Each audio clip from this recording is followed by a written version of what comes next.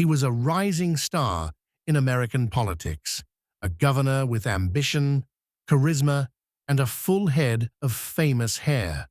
But behind the charm, Rod Blagojevich was plotting one of the most brazen political schemes in U.S. history, trying to sell a Senate seat.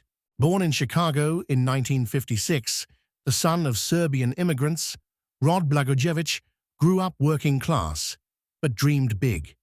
From law school to Congress, and eventually the governor's mansion, he rose fast. In 2003, he became the 40th governor of Illinois, promising to clean up corruption. But instead, he became its poster child. In 2008, when Barack Obama was elected president, his Senate seat in Illinois was suddenly vacant. Under state law, the power to appoint the replacement belonged to one man, Governor Rod Blagojevich. Federal investigators soon caught him on wiretaps describing the seat as, quote, "a effing valuable thing, you just don't give it away for nothing."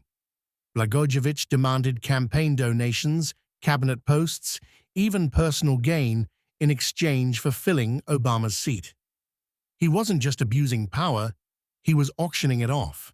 In December 2008, FBI agents stormed his home at dawn and arrested him.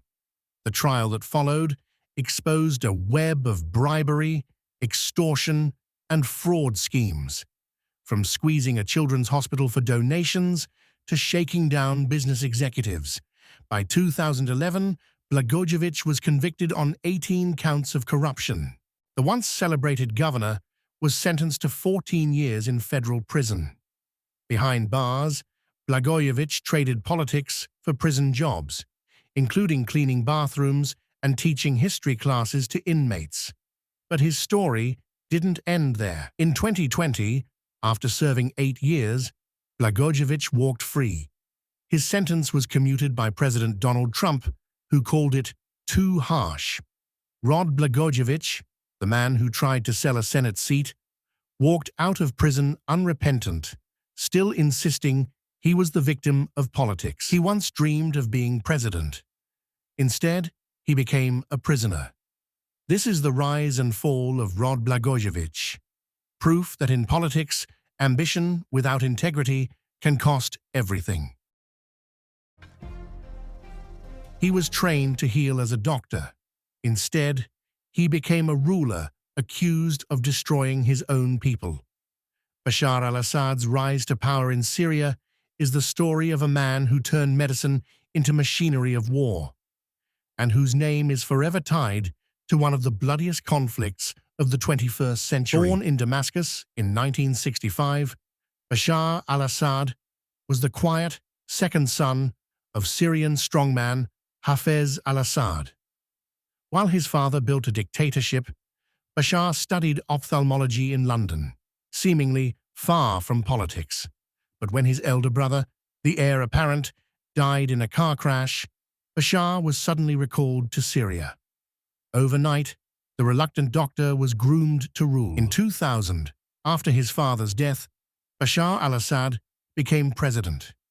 Young, Western-educated, and soft-spoken, many believed he would reform Syria.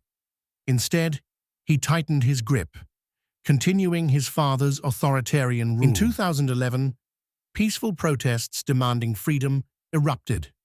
Assad's response was brutal. His forces opened fire on demonstrators, sparking a civil war that still burns today. Under his command, the regime has been accused of mass killings, torture, forced disappearances, and chemical weapon attacks against civilians. The United Nations and human rights groups have documented atrocities: hospitals bombed, children suffocated by poison gas, entire cities reduced to rubble. The doctor who once studied to heal eyes now stood accused of closing his eyes to human suffering. Internationally, Assad has been accused of war crimes and crimes against humanity. European courts have issued warrants for senior Syrian officials. Investigations continue into his role in chemical attacks, but Assad himself has never been tried or convicted. Protected by powerful allies like Russia and Iran, he remains in office, untouchable despite global outrage. Bashar al-Assad's legacy is written in blood and rubble. He was the doctor who became a dictator, a leader accused of turning his nation into a graveyard. And though courts around the world prepare cases, one truth remains. Justice for Syria's victims has yet to be served.